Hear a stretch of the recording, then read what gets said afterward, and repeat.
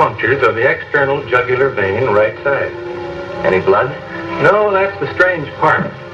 No evidence of bleeding. This medallion, composed of horrors unimaginable, paints the secret heart of Sandra Harrison with the blood of Dracula, and possesses the mad mind of Louise Lewis with dreams of limitless powers. I can release a destructive power in a human being that would make the split atom seem like a blessing. A woman overfull with fantasies of terror, stimulating young girls beyond any reasonable control, piercing the earth's crust to make black magic with the blood of Dracula.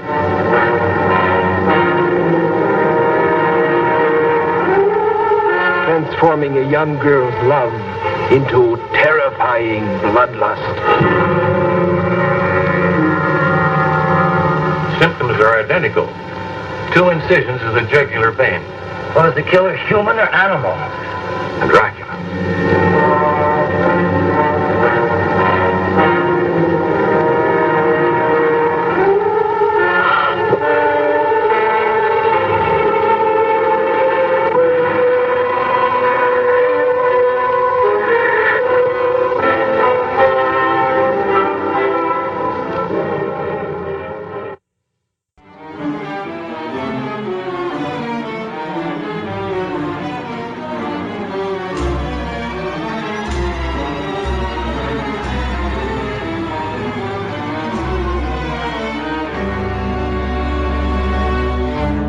Destination Nightmare, the B-Movie Podcast.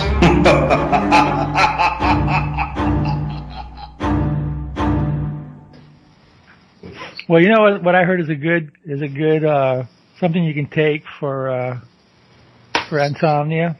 What? Blood of Dracula. From 1957. Yes. Starring Sandra Harrison, who I believe is still alive. Is she really? I looked her up on Wikipedia. Yeah, she was born in 1935. Wow. And there's no expiration date on her, so she's still hanging in there, which is, good for her.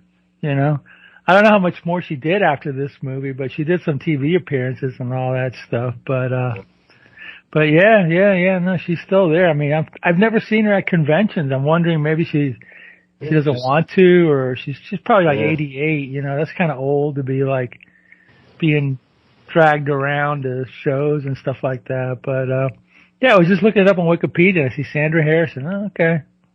Yeah, she was in Blood of Dracula, Playhouse 90. That's when they did plays on TV. Yeah. And Silent Service. I guess that's another movie. Yeah, sometimes they'll go into... They just end their career. It looks like that's the end is that the end of her career? That's what it looks like. Yeah. Yeah, sometimes people go into this stuff. They're in a movie or two, and then they're like, she don't get any more offers or anything like that. Either that or they're like, screw this. Or she didn't want to, have to put out to get a job from some snarky producer or something like that. Yeah. The casting couch. Yeah, exactly. Yeah, not only women either. Yes, yeah. But, anyway, I this movie is produced by Herman Cohen, who I believe did Teenage Frankenstein and Teenage Werewolf. Why didn't he call it I Was a Teenage Dracula? I don't know. To fit in with it's kind of got an interesting title, but, later on Hammer did a movie called Taste the Blood of Dracula with Christopher Lee that I saw in the theater actually back in 4. But, yeah. Yeah, there was I was a teenage werewolf. Teenage Frankenstein. I was a teenage Frankenstein. And for some reason I never saw it. I've seen photos for her in the makeup. The makeup was good. The makeup was cool. Yeah, but with the fangs and all that stuff. Barely ever saw her in the... Yeah, I mean, I like all these AIP movies. My favorite, I like them because they're short and to the point. There's no padding. There's no goofy subplots or anything like that. It's just, okay, here's our really simple story. Let's just get on with it. Little rock and roll. When they said in the middle of the movie, Puppy Love, I go, oh no, not that Donny Osmond or Paul Anka thing. That, ugh. It was a different Puppy Love. Yeah.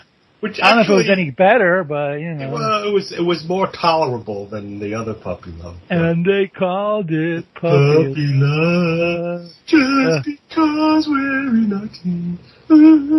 Oh man. Oh boy. Oh man, I hated that. Anyway, I think that's one of those songs that I think back on and go, yeah, I still hate it. Yeah. Yeah. Some stuff I can go back and go, yeah, but nah, I still don't like it. But anyway. Yeah. So this is a Herman Cohen who did, Teenage Frankenstein, Teenage Dracula, Teenage Werewolf, Conga. He did, I think one of those like Horrors at Black Museum movies. He did How to Make a Monster, which I have a lobby card for, which is. Oh, that's cool. Which, has Frankenstein, Teenage Frankenstein, and Teenage Dracula in it. That was and my friend pointed this out, and I never really thought about it much, but a lot of these movies that Cohen, he had a gimmick, and his gimmick typically was an older something or other scientist professor controlling a teenager. Right. I guess somehow or another that was kind of a thing, and he figured out it was a winning formula, Kids hate authority figures. Yeah, exactly. Hate grown-ups, hate being told what to do. So, yeah, this is a perfect movie. That or like the teenagers run and warn the cops and the grown-ups about the monster coming, and then the grown-ups don't believe them, and then the kids have to fight the monster. It's like the Blob with Stephen. The Blob, yeah. They keep telling this thing's, and I think even the giant Gila monster, that kind of thing. Like, hey, this thing's coming. You kids, you're wacky. You kids today with your rock and roll and your and your monster comics and your. Oh yeah. Oh boy. Can't blame it on rock and roll anymore. You can blame it on other music, but not rock and roll. Yeah, you mentioned you didn't get much sleep. Yeah, I didn't get much sleep last night because of my not because I didn't want to, because of next doors. Oh, God, were they up and at it? Yeah, playing video games. Jesus. 2:00 in the morning. Jesus. Yeah, whatever, It is what it is. Yeah. I've been there. Been there, done that. Yeah. But anyway. So what we got here in this here movie is, a young girl being taken to boarding school by her dad because he remarried some bimbo. Some doxy. And his daughter got real filled. 6 weeks after his wife died, he married some floozy. But this is a kind of dysfunctional family because when they're in the car and they're taking her to the boarding school, the teenage daughter's in the back smoking cigarettes. I mean, really? You approve of that? And I'm like... And then she grabs the wheel and tries to run him off the road and kill them. She's got problems. Yes. Yeah, she's got anger issues. and there will be taken advantage of later in the movie. Yes. So she goes to a boarding school, and they just leave her there, and then the dad's like, "Yeah, you can write to us, We'll be leaving now." He's going on his honeymoon, and then he's been transferred or something. I don't know. Tailing her on her. Yeah, just getting rid of her because he's got the new wife to yeah, and the new wife, and they go, well, because they said something like, "Oh, you're going to be driving back to a long drive." "Oh, we'll just stop at a motel," and I'm like, "Yeah, sure." Yeah, right. I'm sure you will. The motel or whatever, So this is a screwed up family. Right. Screwed up daughter. Yeah.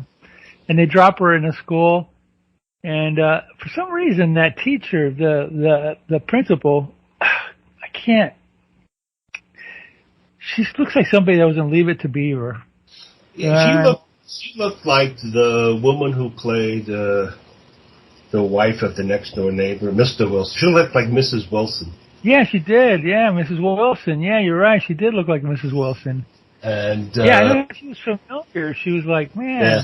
Well, I've seen her before, but yeah, she's a character actor. A lot of TV shows. Her name's Mary Adams. Let's see. Double check if she was on Dennis the Menace, because it's like, Dennis the Menace had 2 Mr. Wilsons. Yeah. The original guy died. Yeah. And then they replaced him with... He was a big radio star. Yeah.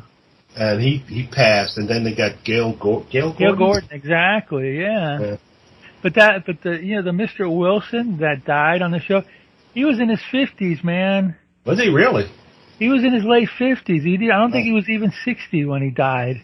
Wow. If he was, maybe he was 60. He died young. Yeah. That Dennis got to him, that little son of a...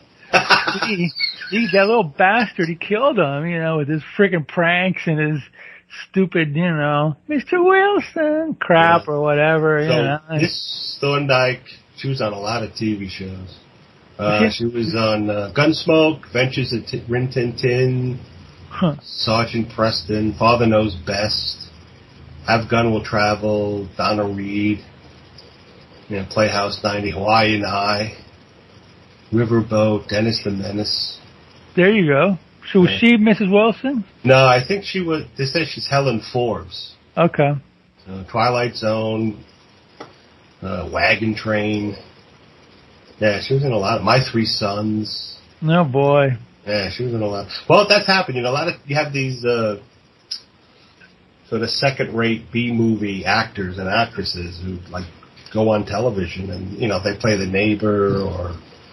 Yeah, they make a career out of it. And Aunt Petunia who comes to visit. And, this is the day when these actors never became millionaires or anything. Right. They just scrounged for work or whatever, whether it's Dennis the Menace or Blood of Dracula or whatever. Right. So anyway, they take the young lady to the boarding school, and they, the principal explains to her, "Oh, this is a really good school. Everybody's fantastic. It's a prep school where we're grooming young women. Yeah, we're preparing you to be bimbos." Yeah, right. So, Although she seemed nice, she wasn't really. The other one, the woman who was the house mother, was really stern. Yeah, right. That lady did seem nice. Yeah. So then she puts in her room, and then there's like 5 other girls her age, I guess in the same grade or something. They come in, they start going through her stuff and stealing her cigarettes and throwing her clothes around and stuff. And she's really pissy and telling them to screw off. And then the mean old lady comes down, Miss Rivers. She's like, oh, so they hear her coming, so the 5 dorm mates split, and then Miss Rivers yells at her, "Oh, you're messy in here. You got to clean up. You're making too much noise." So she didn't snitch on him. So the next day, the principal introduces her to the 5 girls. "Oh, girls, this is new Nancy." Her name is in the movie. "This is Nancy," and she's the new student, and they're like, "Well, thanks for not snitching. So, because you didn't snitch, we're going to let you join our secret club, Birds." Yeah, right, secret club. Yeah. And then she said, "Yeah, it was. When I remember, there's a couple of times when I moved and I had to go to school and be the new kid. That wasn't much fun, No, it wasn't. It sucks. Everybody's eyeing you and testing you out and seeing what you're gonna do or whatever. It was kind of sucky, but anyway. Yeah, it sucks. Yeah. It's then when I went to high school, man, the upper class picking on the lower class. Ugh. What do you mean? Yeah. You were talking about the seniors picking on the. Oh no, the sophomores picking on the freshmen. And my gym class. It was we had sophomores and freshmen. And then they forced us to play dodgeball. Oh, I did that too, yeah. I hated dodgeball. I hated gym teachers for one thing. I hated gym teachers too. I'll tell you a gym teacher story or two after the show. It's pretty grim. You know what I mean? But yeah, dodgeball. I remember we used to play, and then every once in a while, I remember one time I'm sitting there trying to dodge the ball, and some ass grabs me, and he goes, "Oh, you're using my shield," and I kept punching him back. You know what I mean? Yeah. whatever. You know, it was a dopey game anyway. You know, but that was done in the gymnasium. Yeah. Yeah, but anyway, yeah. Jim was the only time Jim was good was when the couple of times that I had a cool, kind of hippie-ish teacher who didn't give a crap. It's like, go out and run and play. I don't care, you know. Yeah. We had like some ex-jock. We had a small weight room, so every once in a while they'd let us go work out, and they, you know. Hey, one time they took one of the kids out of the locker room and threw him out into the gym naked when the girls were playing basketball. Christ. Straight out of Porky's, man. Anyway, back to our regularly scheduled movie. So she introduces her to Eddie, the groundsman, who they sort of date. Oh yeah, he's the rooster there. Yeah, at first he kind of looks like a tall Bob Denver. Exactly. That's why at first I'm like, is that Bob Denver? Oh no, it's too tall. It's wrong kind of face. Yeah, it's not stoned looking enough. Yeah. You know, Bob Denver was a pothead. Yeah, I know. And apparently Marianne used to mail him pot, right? Yeah. Awesome. So they,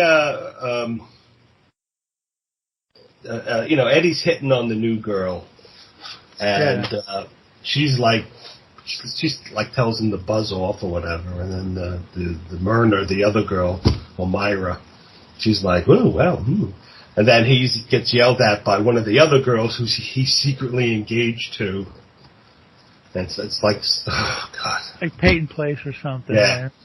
So then the girl Myra, who's befriending Nancy, she's the assistant to the chemistry teacher.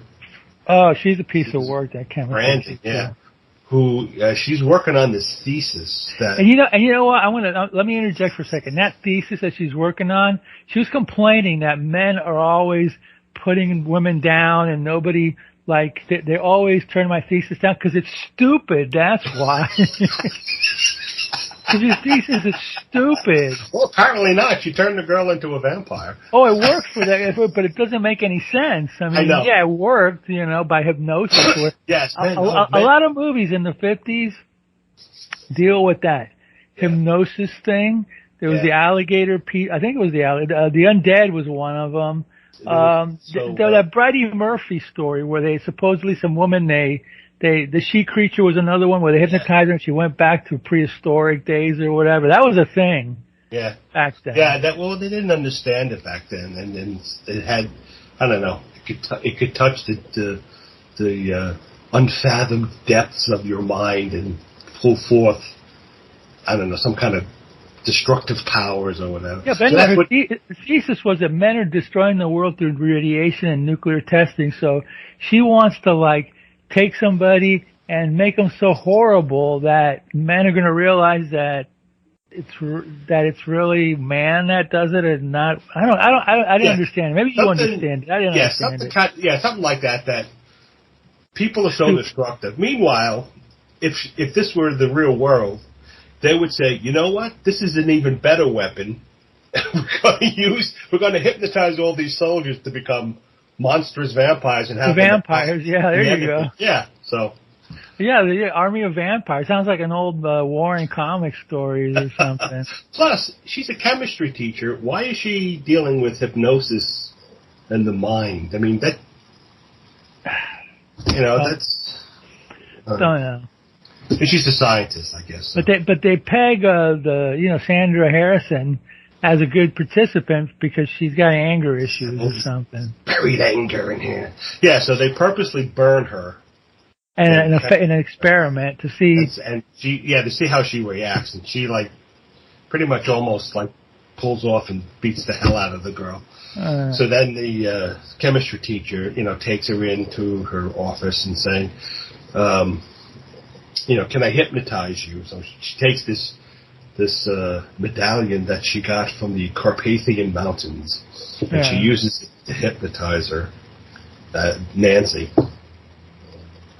And she turns into a vampire. Well, she puts her under her control. You're under control. That's right. That's before the vampires. Yeah. So then Nancy, she tells Nancy, the burning in your hand is stopped now. So Nancy comes out of it and she goes, oh, my hand is not painful anymore. Oh. So then that evening, they're having is that when puppy love happens? Or? Yeah, they have like an initiation party. Yeah. For Nancy because she's become one of the birds of paradise. And then the goofball groundsman and two of his friends, they climb a ladder up into the girls' room and they're dancing away. And they go to one guy. But the groundsman says, hey, Tab, how about a song? So Tab. he sings Puppy Love. And, they're, the girls are dancing around. They get couch cushions that they're holding like they're dancing with a man. And they keep bumping into each other. And every time they bump into each other with a couch cushion, you hear a horn sound. And they're, like, doing dancing. And it's like, oh. And meanwhile, Nancy's in the corner like, I got a headache, oh. Exactly, yeah. So,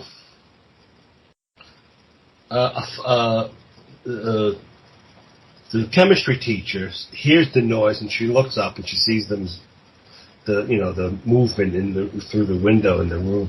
So then she gets out her necklace and she hypnotizes the girl from afar.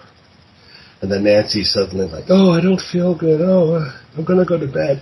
And meanwhile, a fight breaks out with the guys because they both wanted to dance with one girl. And then they hear the housemaiden come down. And so they, leap out the window and climb down the ladder, and she comes in and she starts yelling at everybody, clean this mess up. What's going on? I heard men's voices. What's going on? Oh, I was doing an imitation of somebody. She says, well, clean this room out for me. And she goes to one girl, says, you go downstairs and get supplies for tomorrow's classes down in the cellar.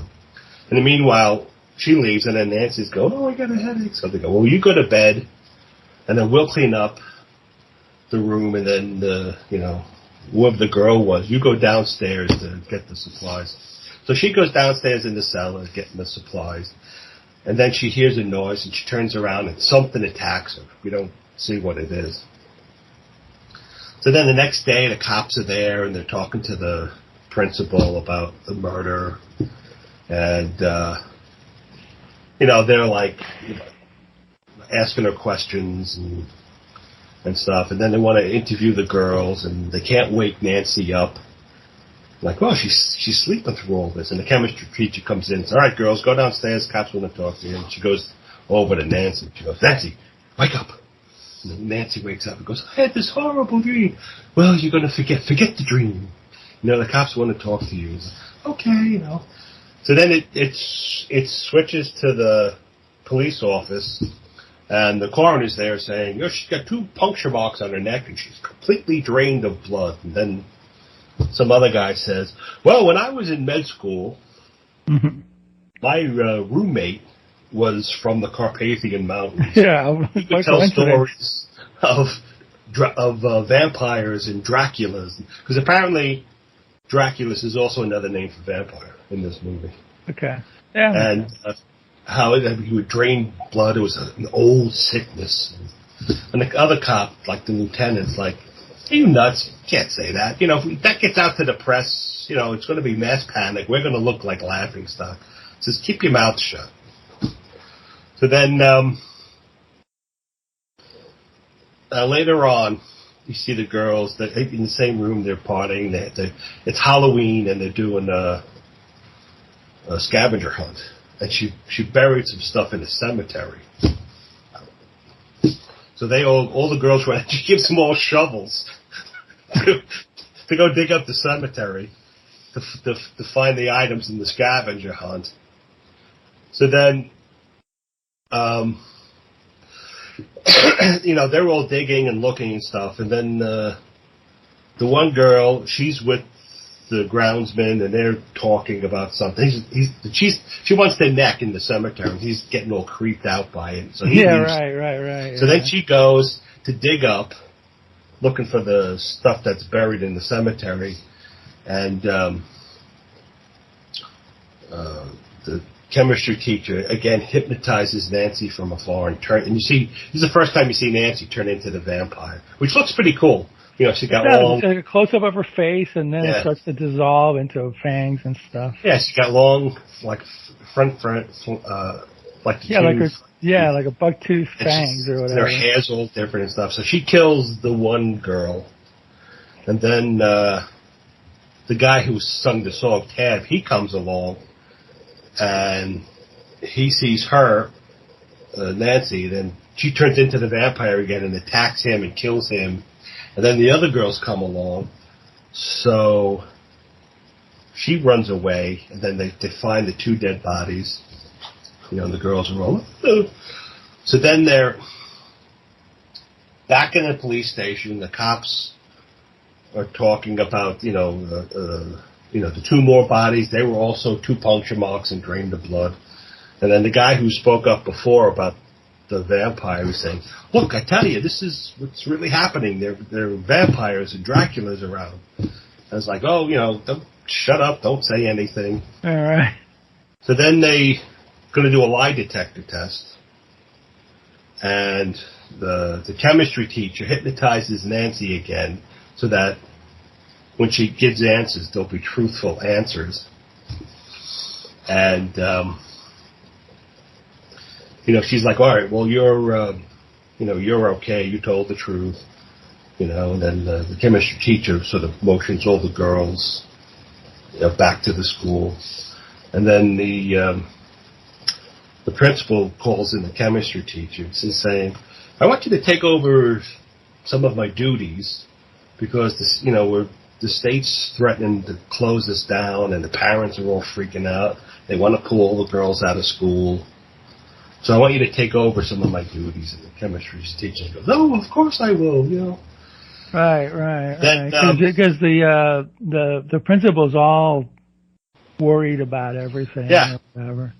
So Looks then, like she wants to quit or whatever, kind of. It's just, then Nancy's boyfriend from home comes, and he's like, oh, I'm all worried about you. I borrowed my dad's car. And she's like, what are you doing here? I was worried about you, and I want to talk, and I want to make sure you're okay. And, she said, well, let's go talk in the car. And then he tries to neck with her, and she's like, no, stop. She sees his neck, and she gets kind of hungry or whatever. Yeah.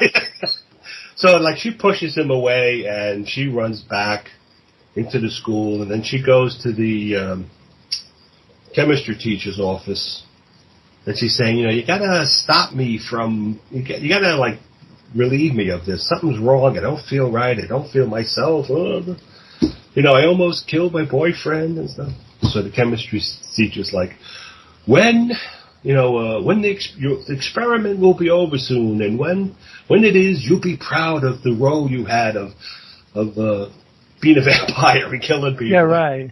Yeah, you won't be accused of murder at all, even though you killed 3 people, So then she hypnotizes, she takes out the necklace and hypnotizes her again, and then she turns into the vampire. But this time, she attacks the chemistry teacher and strangles her with the chain from the necklace. And in the struggle, some furniture's knocked over, and I think some kind of table or stand falls down, and the pole part of the leg of it is sticking up, and it's broken. And in the struggle, she falls back and lands on the stake and dies. And then the chemistry teacher dies. And then the principal and the boyfriend and the head of the Birds of Paradise, they break into the office, and they see both of them dead, and the girl says, oh, I should have told, she says to the principal, I should have told you about the experiments she was doing and how it was wrong, and I should have, told you all about it. And the principal goes, well, there are some powers we're not meant to play around with. And, then the girl picks up the notes that the chemistry teacher was always writing in, and they're all burned by acid. She goes, oh, even her notes have been burned. And, yeah, that's right, at the very end, yeah. He's destroyed and stuff. The end. Hey, you know what? Straight to the point, I mean, yeah. none of this BS or whatever, It extended. It was basically a rewrite of I Was a Teenage Werewolf or something like that. No extended scenes of like people driving in cars or walking around at night while you see the monster. 5 minutes of the monster following someone. I wish they had shown more of the vampire. Maybe have her kill more people. Yes, exactly. Yes. Or have one some more kind scene, of maybe. Yeah, one more. Good. Because I don't think she comes in. You don't see her until like more than halfway through the movie. Which they used to do that back then too. You would see the monster kind of in shadow and not clearly, and usually it was at the very end you would get the reveal of what the monster looked like. Yeah, I mean, Cohen, Herman Cohen, the producer, he worked with, I forgot about this, but he worked with Joan Crawford. He did Berserk. Oh, wow. Trog. Oh, I saw Trog. Remember Trog? Yeah. Yeah, I know. It's, I mean, they're fun movies, What are you going to do? You know what I mean? They're fun movies, but yeah, I mean, Cohen was pretty successful. He's one of the main guys for AIP back then or whatever. You know what I mean? So I like this movie. Yeah, I do too. It's the kind of movie I would want to watch on a Saturday. I wish they had some more of the vampire. Well, this is a perfect movie for like a 90-minute time slot because it was like, you got 20 minutes of commercials, boom, no problem. You know what I mean? Yeah, that's true. Yeah, it was good. Like I said, direct to the point, good special effects. They could have done without they could have cut the song out and added another vampire scene. Yeah, that would have been smart, wouldn't it? Yeah. Because, you go to the movies to watch the monster, not, see Ted. They had, like, in their minds, I guess they had, hey, these kids love rock and roll, let's put a song in there or whatever, you know what I mean? But, I don't know. What was that movie we watched with Neil Sedaka where he tried to play a cool guy? Oh, God, that was some artist. That was a decoy for terror, yeah. Yeah. That was the one with the mad artist who was like, if they move, they always move. Don't move. And he kills them. Could you imagine, you're in art class, you moved. I'm going to kill you now,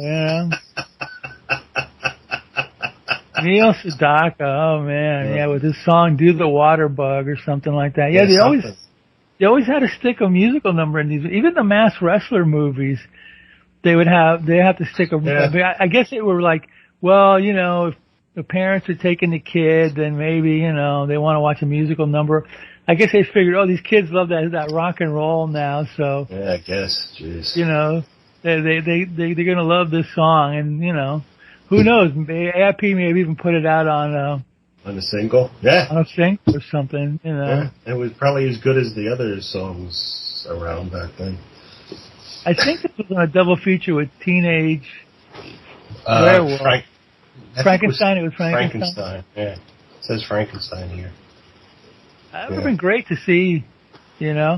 I'm really pissed off. We actually have a drive-in theater here. Yeah. And the guy who runs it won't. All these drive-ins that I'm seeing things now across the country where drive-ins are showing like old movies. Mm-hmm. I think it would be cool to do that, but somebody told me, a friend of mine talked to him, he said the costs don't make up for the profit. Wow. So if you can't fill the theater, it's not worth it. And I'm thinking, well, what about public domain movies? I think a lot of them make their money on the concession stand. Exactly. With selling like a $5 thing of popcorn, or a $5 hamburger that's made out of sawdust or something like that.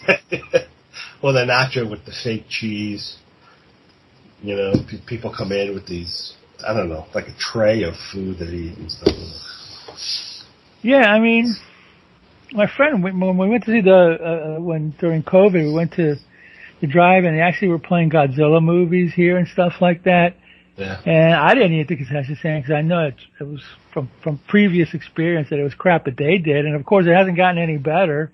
Yeah. You know what I mean? So it's like, nah, it's okay. Because if I have a Coke, I'm probably going to have to go to the bathroom. And yeah, exactly. I don't want to be walking in the dark to look for a bathroom there or whatever. Yeah. You know? So it was like, I don't know how much they're going to make up the concession stand. They usually kill at the indoor movie theaters, you know what I mean? Oh, jeez. But it's always fun to go to a drive-in, even though, like, you have to have... Drive-in is kind of like for people, it's kind of nostalgic, you know. I don't know how much new people are going to like it, except maybe if it's young kids and they're going there to, you know, do it in the back seat or whatever. Well, I don't think...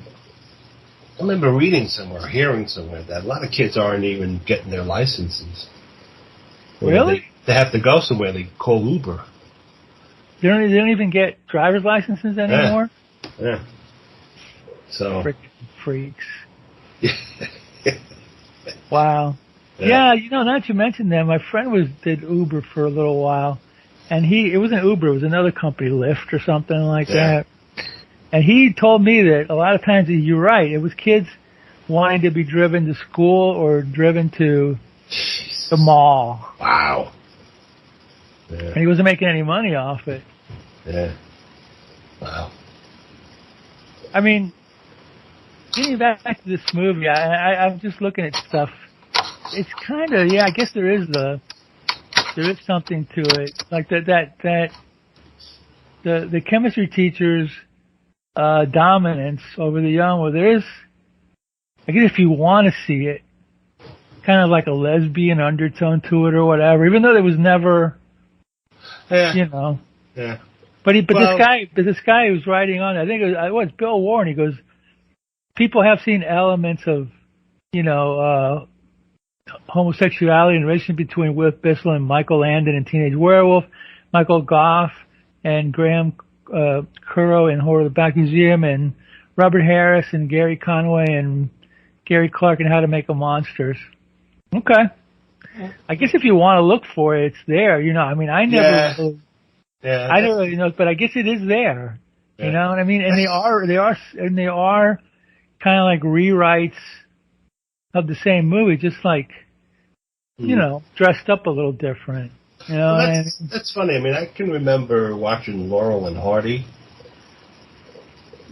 shorts, and you know, a couple of times they would be in the same bed together, but I never thought that they were gay. It was just like, I think back then, you know, you shared a room, you know, because, you know, the depression, or you didn't have a lot of money or something like that. But I guess if you want to look for it, you'll see it. Yeah, I mean, it says, and it is true, in the Horrors of Black Museum, Michael Goff goes on a rant about, like, you know, women are horrible to the young guy. So, okay, whatever, you know, I mean, I didn't see it, but it's there for you if you want to, you know, so, I'm trying to, like, I guess I'm just looking around, and I guess Sandra Harrison didn't do anything else. I wonder what the deal was, you know, why she doesn't even have a Wikipedia page. No, she doesn't. She has an IMDb. Yeah, I know, she just she probably went and had kids, and... that happens. Not everybody wants to be famous and be an actor and actress. Or maybe this is what my life is going to be, making more of these, you know, whatever movies or whatever. Yeah. I'll pass. Yeah. Yeah, not everybody wants to no, but wants to be a star. They try it, but you know, they don't want to be a star. So anyway, fun movie. You know, quick and to the point. Yeah. Nice copy, watchable copy on YouTube. Yeah. You know, some of these movies, some of these old AIPs are available and some aren't. Right. Apparently, I think the movie, I don't know what the deal, I think some movies were owned by, there was two guys. There was Arkoff and there was Jim Nicholson. Mm-hmm. Arkoff was the more money-oriented guy. Nicholson was a little more artistic, but they were both producers. Mm-hmm. I think when Nicholson died, he married, what was her name? Oh God, what was that actress's name? She was in Dr. Goldfoot and the Bikini Machine. Deborah Susan Wilde? Hart. Susan Hart. Oh, Susan Hart. Okay. I guess she's got the rights to some of the movies. So some of the movies are not available on DVD or anything like that. One example being the first one, The Amazing Colossal Man. War of the Colossal Beast is available everywhere, but The Amazing Colossal Man is not. You know, and she's hold the rights to it. I don't know what she's waiting for. You know what I mean? But you know, not some of these movies are not. I mean, the Cohen ones seem to be. I mean, all these Trog and Black Museum and, you know, all these seem to be available, but some of them aren't. You know, let me look up Susan Hart here and see what the problem is. See what movies she owns. Because she owns, that's the biggest one that I don't see available for some bizarre reason or whatever. She wants money or sometimes they're embarrassed for the other person. Maybe. So they feel like it's beneath them or it's tainted or it's money. Cheesy. Oh yeah, or money. That's another. You know, she's waiting for big bucks or whatever. But it's, you know, I mean, we're already in the Blu-ray stage. You're gonna get to a point where nobody's gonna watch physical media, possibly. You know, it's all gonna. Yeah, so you're not gonna. It's all gonna be streaming. You know what I mean? So it's kind of weird. Let's see here. No, they don't say anything about it. Oh, okay. Hart. Okay, here you go. Hart owns the rights to 11 movies made by her late husband's company. It Conquered the World, Zontar, Invasion of the Saucermen, The Eye Creatures, Teenage Frankenstein, Teenage Werewolf, Amazing Colossal Man, Terror from the Year 5000, Apache Woman, The Oklahoma Woman, and Naked Paradise. Okay, some of these have been available. Yeah. I don't know what the deal is with Colossal Man. So, was she in it? That's another thing sometimes. No. No? Okay. She was in Ghost in the Invisible Bikini, Pajama Party, Dr. Golf and the Bikini Machine, City Under the Sea, For Those Who Think Young, Ride the Wild Surf. Let's see here. Was that it for her? She probably did more, but she's best. She was in Wild Wild West. She did television. Yeah. She was in The Virginian. Let's see. Is there something? I hate that when Wikipedia does this. They don't give you like a complete. Complete list. Yeah. I mean, she was a bombshell, though. You know what I mean? I mean, there was a rift between Nicholson and Arkoff because Arkoff left his wife for Susan Hart, who's a young hot, and I think Nicholson kind of like got angry at him for doing that. And then Nicholson died in 1971 or something like that. You know what I mean? So it's like. But he wasn't. They didn't split, but there was kind of tension in there because they were close. They were close friends in the families and stuff like that. Okay. So all right, Susan Hart was in Chrome and Hot Leather. Oh, Wild West, Death Valley Days, Ghost in the Invisible Bikini, Weird World of Dr. Goldfoot, Dr. Goldfoot, and the Bikini Machine. She did a thing on the Beverly Hillbillies. She did Pajama Party, Ride the Wild Surf, For Those Who Think Young, Global Affair. The Slime People. We should watch The Slime People. That's a goofy movie. Yeah, that's a goof. Yeah.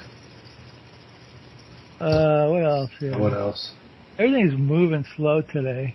Yeah. I get a lot of pages in responding. Well, respond. Son of a gun. 77 Sunset Strip, Virginian, My Three Sons, Boys Night Out, The Many Loves of Dobie Gillis. She did a lot of TV, it looks like. Yeah. And she was in Gidget Goes Hawaiian. Yeah, I'm still waiting for IMDb to take me to see Awe. That sounds stupid. Yeah, Anyway, you get the idea. Yeah. Yeah, so, she's a looker. She was, man. Yeah. She was, you know. I mean, but anyway, let's get back to what we were doing here. All right, Blood of Dracula. Yeah, cool movie. I liked it. The vampire was cool. Yeah. It was short, sweet, easy to follow. Yeah. And there's lesbian undertones if you want them to be there. Yeah, right. Yeah, I mean it's what you want in a horror movie. 1950s horror movie. Yeah. Yeah, it gives you the goods. It's not boring or long and drawn out. No real like shock things like some movies have. But it's a good monster. I'm sure back then. I hadn't seen it in a while. It held up for me, so. Yeah, it was the first time I'm seeing this. Oh, really? You never saw it like on an I never saw it. I only saw the photos for it. Frankenstein and Dracula, maybe? Yeah. I saw the other two. I saw Teenage Werewolf and Teenage Frankenstein. I never saw this one. Did you ever see They should have called it Teenage Dracula. Dracula, yeah. Teenage Vampire or something. Did you ever see The Amazing Colossal Man? Yes. Oh, you did see that. Okay, yeah. So you saw a lot of them. Yeah, I saw that. I saw a lot of his. You saw Trog. Yes, I saw Trog. Let's see. Bela Lugosi meets the Brooklyn Gorilla. Oh, God. Target Earth. We did talk. We reviewed Target Earth. Yes. I saw How to Make a Monster, Horror of the Black Museum. I don't know if I think I saw The Headless Ghost. Conga, which is Conga, yeah. Study in Terror, Berserk. Crooks and Coronets. That was a funny movie. A Study in Terror was, I think, a Sherlock Holmes movie or something. Yeah. I think I saw a little bit of it on one of these Roku channels here. Yeah. All right. Well. Yeah. So it was pretty good. Fun stuff. Yeah, fun stuff. All right. Well, that's it for today. I know we were supposed to do another movie, but I can't remember what it was. So. Do you remember? I don't know. The last time I said, we'll do the movie. This movie next. I forgot what it was, but do you remember? Yeah. Hold on a second. Let me see if I can. It doesn't matter, Well, we move on. Yeah. This was a good choice, too. Yeah, it was a last-minute one. I had forgotten as of Thursday. I go, oh, shoot, we're doing a podcast on Saturday, and nothing's been picked. All right, let me go quickly and find something. And, yeah, I thought it was a good one. Yeah, definitely. The internet is moving slow. Jeez Louise, come on. Yeah, everything is going slow. I mean, it could be because, like, we've got three TVs on Roku and another computer or whatever. Everything's going slow. Let me see. All right, I got your thing. What was the movie?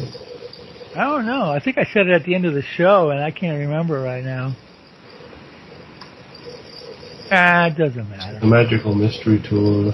Yeah, it was during the end of the Magical Mystery Tour show, which was doing really good on. Yeah, I don't remember. Yeah, I could have sworn you sent it to me, but I guess you didn't. No, I didn't. I completely forgot. It was some thing about a girl who was. I'll look it up. You know what I'll do? I'll go to the end of the show. Yeah. Okay. And click on it, and then it'll be there. Oh yeah, it's that one. If not, just pick a movie for next time. All right. It's your turn. All right. Okay. Find something good. Yeah, something fun. No Ringo in this movie, unfortunately. Oh, but Ringo is touring now. Oh, that's cool. And you know what? He looks and sounds better than Paul McCartney does. I know. And isn't he like the oldest? He's the oldest, yeah. But he looks great. I think he just turned 83. Wow. His voice is still good. He still looks. His voice is still the same. I mean, it was never Paul McCartney or John Lennon or George Harrison, but it was distinctive, and it's still the same. Yeah. Yeah, that's the only him. And he can still drum. And Neil Young are the only guys I could sort of sing like without embarrassing myself. Because they have a very limited range. Yeah. But they have a distinctive voice. Yeah, he has a distinctive And Ringo sound. can still drum. He's not one of these guys that burned himself out drumming and destroyed his body drumming or whatever, a la Phil Collins or somebody like that, Yeah. He can still get up there and play, and Yeah. he's pretty amazing, actually. You know. He is. And he's my favorite Beatle. I know people think he's not a good drummer, but he is a good drummer. He's a better drummer than you would imagine. Yeah. Just the fact that he drummed on all those songs, and they're great songs, that just tells you. Yeah, and he's left-handed. He was a great Beatle. He fit in. He was left-handed, so he had a distinctive way of doing fills. And a lot of people who say he's a bad drummer, a lot of drummers who say he's not a great drummer, who try to follow along. And he can't do it. Can't do it. When the Beatles went to record, even though Ringo, I guess on the single he wasn't drumming on it, but on the album he was on, I forgot what song, Please Please Me or whatever it was, the first one single. He was the most professional of all of them. Yeah. You know? Yeah. He did his bit. He was done. The Beatles never needed Ginger Baker or somebody like that to play on their records. They needed a tight, professional drummer, and Ringo was very creative. Yeah. Well, he didn't he play with a dance band? He was with Rory Storm and the Hurricanes or whatever. Yeah. In fact, I was listening to a podcast about the fifth forgotten Beatle, which I think was George Martin. Stu Sutcliffe? No, yeah. He was a guy, Ringo, but just before they did their world tour, Ringo got sick. Jimmy Nichols. Jimmy Nichols. The drummer who played on the Australian tour, yeah. Yeah, the guy, he wrote a book on him, and it's like the lost Beatle because he toured with them for 2 weeks. He toured with them, yeah.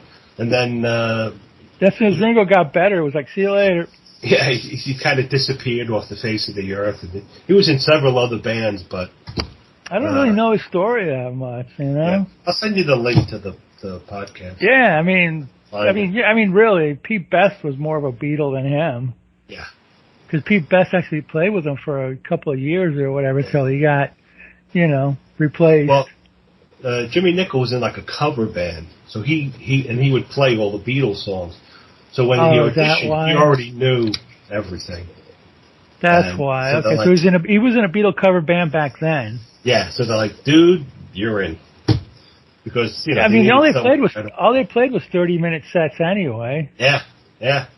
12 songs and you're done. Yeah, exactly. Very short sets. And, people, they don't put Ringo down, but they don't consider him like the upper echelon of drummers. Well, guess what? He influenced all these other guys. Not with his playing, but by the fact that he was a drummer, and the drummer was now an important, part of that. Well, the Beatles changed everything anyway, so. Yeah, they did, yeah, it's hard to remember, but back then, when the Beatles came along, there was no bands. Such a big, drastic change. And we were little kids. I mean, I just remembered it as like the first music I remember. Yeah. That was for me, that wasn't for my parents or whatever, but there weren't many bands. They were like, Frankie Valli and the Four Seasons, Frankie Avalon, and that was back when songwriters didn't sing their own songs. Nope. They would write songs for other singers.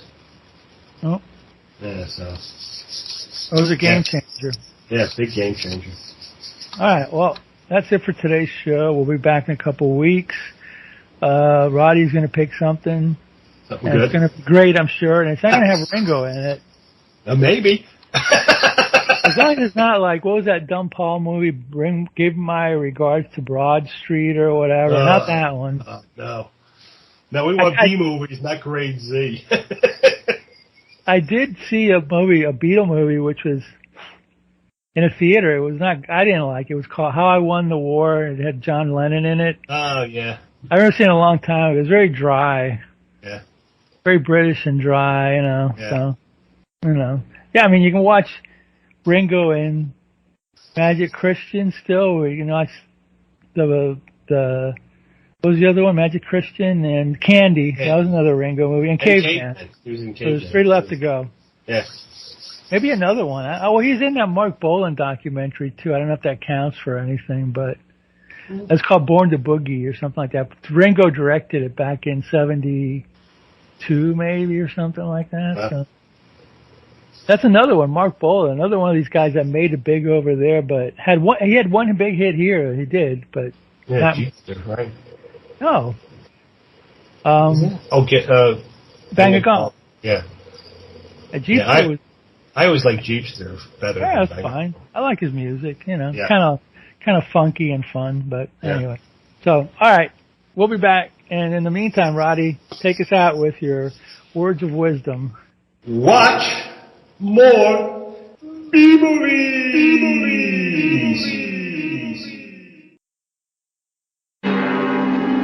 This is the story of Dracula, a creature who destroys all whom he touches.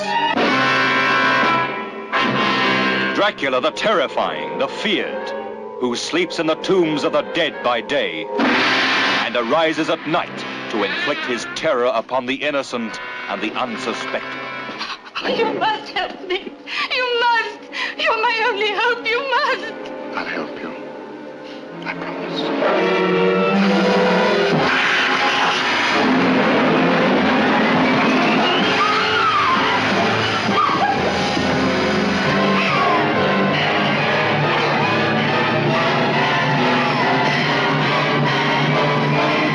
Please try and understand. This is not Lucy, the sister you loved. It's only a shell, possessed and corrupted by the evil of Dracula. How do you destroy a fiend who has so far proven himself indestructible? Those who come to end his reign of terror stay to become his victims. Castle Dracula is somewhere here in Klausenberg. Will you tell me how I get there? You ordered a meal, sir. As an innkeeper, it's my duty to serve you. When you've eaten, I ask you to go and leave us in peace. This is the doctor who dares to challenge the vampire Dracula. This is the anguished man who fears for the lives of his beloved, the girl who is his sister, and the one that is his wife. Dracula, the bedeviled master of all that is evil.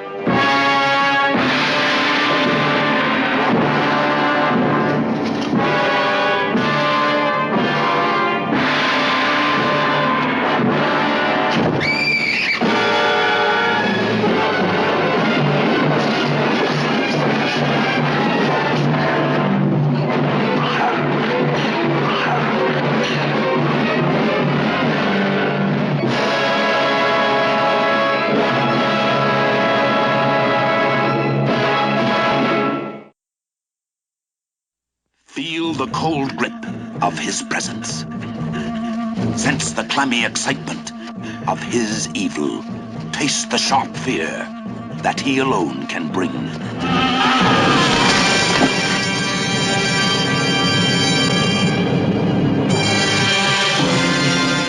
Dracula's blood.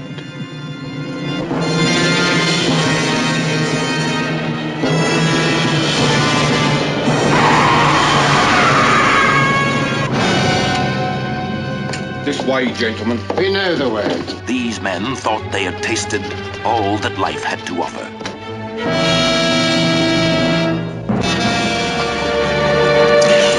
Ready when you are, gentlemen. Would you be willing to sell your souls to the devil? If one thought that one's experience might be extended. It would be extended to infinity. There's someone there. Dracula is back to choose his human victims. Alice. Who are you? How do you know my name? Dracula is back to select his companions in darkness, who must die that he may live. If you shock easily, stay away. She's neither dead nor alive. Lucy! Lucy! Lucy! Paxton! Paxton, listen to me! The mark's on her neck! She's a vampire! Prepare yourself. Every nerve, every muscle. No. Prepare yourself for the greatest shock of all.